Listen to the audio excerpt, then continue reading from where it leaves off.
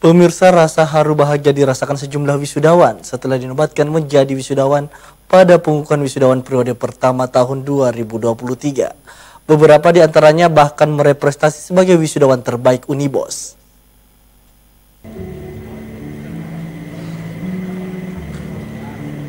Setiap orang tua selalu menginginkan anaknya menjadi yang terbaik, apalagi dapat mengenyam pendidikan tinggi sampai mengenakan toga yang dapat disaksikan langsung oleh orang tua. Terlebih lagi ketika menjadi mahasiswa terbaik di universitas tersebut. Mungkin itu juga yang dirasakan oleh salah satu wisudawan terbaik dari Universitas Bosowa, Anggi Aziza. Tidak menyangka akan mendapatkan predikat wisudawan terbaik di lingkup universitas di tahun 2023.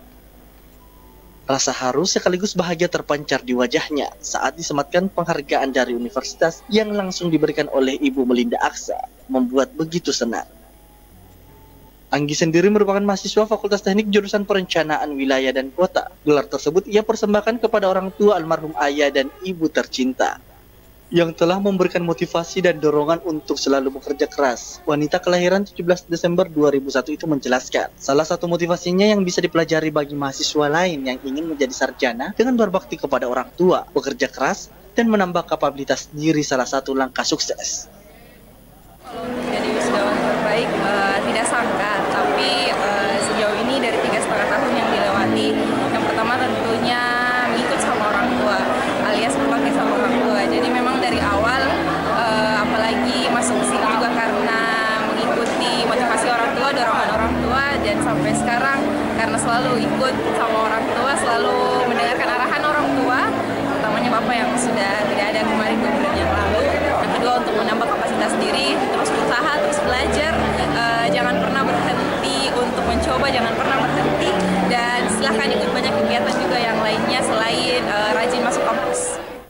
Sementara itu, Runiar Siti yang juga salah satu wisudawan terbaik di tingkat fakultas khususnya di Fakultas Keguruan dan Ilmu Kependidikan atau FKIP, begitu senang ketika masuk kategori wisudawan terbaik. Dirinya mendorong agar mahasiswa lain untuk terus belajar dan meningkatkan pengetahuannya. Jadi harapan saya dan pesan saya, semoga wisudawan yang sudah selesai dapat